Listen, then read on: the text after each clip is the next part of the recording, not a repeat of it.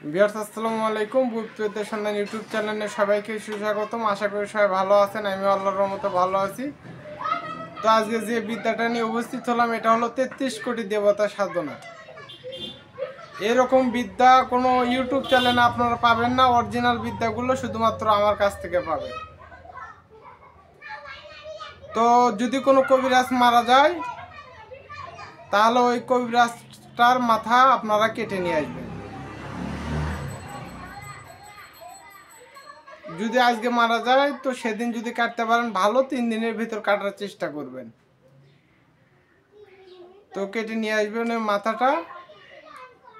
কেটে নিয়ে আসার পর একটা বড় মাটির হাঁড়ির পাতিল নেবেন। নেওয়ার পর ওটার ভিতর 7টা জবা ফুল দিবেন। দেওয়ার পরে ওই মাথাটা রাখবেন, খুব সেফটিভাবে রাখবেন।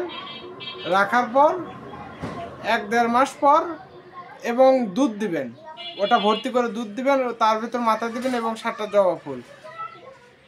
এবং 1 থেকে 1.5 মাস পর ওটা খুলবেন, দেখবেন যে ওই মাথার থেকে ওই সমস্ত মাংস খসে পড়ে গেছে ওই পাতিলের ভিতর।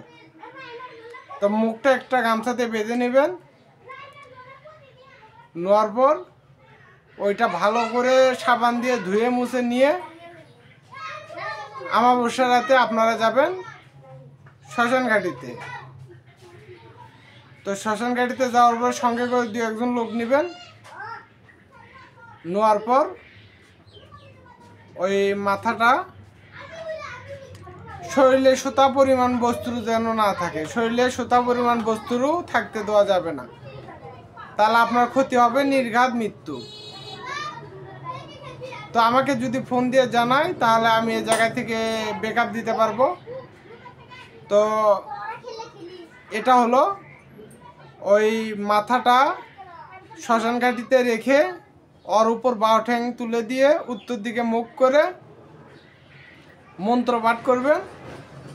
শামচক্র অগ্নিবাণ বুকে পৃষ্ঠে হানি আর নাইনি আসি উপরি এক কার্তিক গণেশের মস্তক কাপড় দাঁতে কাটিয়া।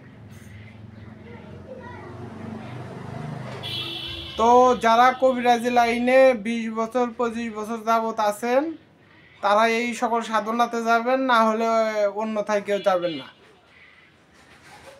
তো ওই মাথার উপর বাউ ঠ্যাং তুলে দিয়ে যখন মন্ত্র পাঠ করবেন 7 বার কি 21 বার মন্ত্র পাঠ করতেই 33 কোটি দেবতা এসে হাজির হবে। আপনার যে দেবতাকে পছন্দ আপনি ওটাকে বেছে নেবেন।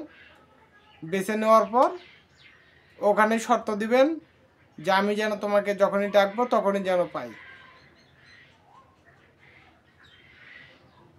তো আপনার যদি কালী লাগে কালী নিতে পারেন, যদি বিষয় লাগে বিষয় নিতে পারেন, যদি শিব লাগে শিব নিতে পারেন, যদি কৃষ্ণ লাগে কৃষ্ণ নিতে পারেন, যদি গণেশ লাগে, যদি বীর হনুমান লাগে, তো যেটা লাগবে আপনি নিতে পারেন, সেটা আপনাদের ব্যক্তিগত বিষয়। কিন্তু পুরা দমে শরীর বন্ধ করতে হবে, প্রচণ্ড সাহসী হতে হবে, সঙ্গে করে 2-4-5 জনকে নিয়ে যেতে পারেন, কোনো সমস্যা নেই। শরীরটা পাক পবিত্র রাখবেন এবং নিরামিষ খাবেন, তারপর এই সকল সাধনাতে আপনারা নামবেন। তো এগুলো অরিজিনাল সাধনা। আর এই মন্ত্রটা আমি ভিডিওর শেষে লিখে দিব, আপনারা ওখান থেকে দেখে নেবেন। তো আরেকবার বলে দে মন্ত্র, শামচক্র অগ্নিবাণ বুকে পৃষ্ঠে হানি আর নানি আইসু ফিরিয়া কার্তিক গণেশের মস্তক খাবো দাঁতে কাটিয়া। এখানে 3টা বাণ একত্র আছে, শাম চক্র অগ্নি। তো অগ্নিবাণ তো বুঝতে পারতেছেন, শাম এটাও সাংঘাতিক, এবং চক্রবাণ যেটা হলো চক্র।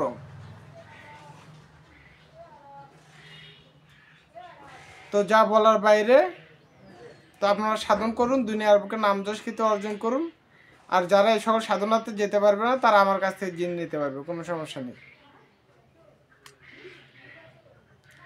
তো শিষ্যরা বাড়িতে আসার জন্য ব্যাকুল হয়ে গেছে, আপনাদের কোনো টেনশন নাই। আর কিছুদিন পরে আমি বাড়িতে যাব, তখন শিষ্যরা এসে 5 দিন থাকবে, না 7 দিন থাকবে, না 10 দিন থাকবে, না 1 মাস থাকবে, না 1 বছর থাকবে, সেটা তাদের ব্যক্তিগত বিষয়। সমস্ত শিক্ষা দীক্ষা নিয়ে তারপর তারা যেতে পারবে ইনশাল্লাহ। তো সবাই ভালো থাকবেন, সুস্থ থাকবেন। আমি আল্লাহর কাছে দোয়া করি আমার সব শিষ্য যেন ভালো থাকে, তাদের যেন নাম যশ সমস্ত কিছু হয়। এবং আপনারা আমার প্রত্যেকটা ভিডিও দেখার চেষ্টা করবেন। আমি যে বিদ্যাগুলো দিয়ে দিছি এই বিদ্যাগুলো হলেই চলে, আর কিছু লাগে না। তো তারপরে মেন যে বিদ্যাগুলো এগুলো আমার কাছে আছে, এগুলো সুন্দর করে লিপিবদ্ধ করে রাখা আছে, অনেকগুলো বিদ্যা আছে। তো অঢের বিদ্যা যা বলার বাইরে। তো সবাই ভালো থাকবেন, সুস্থ থাকবেন। আসসালামু আলাইকুম।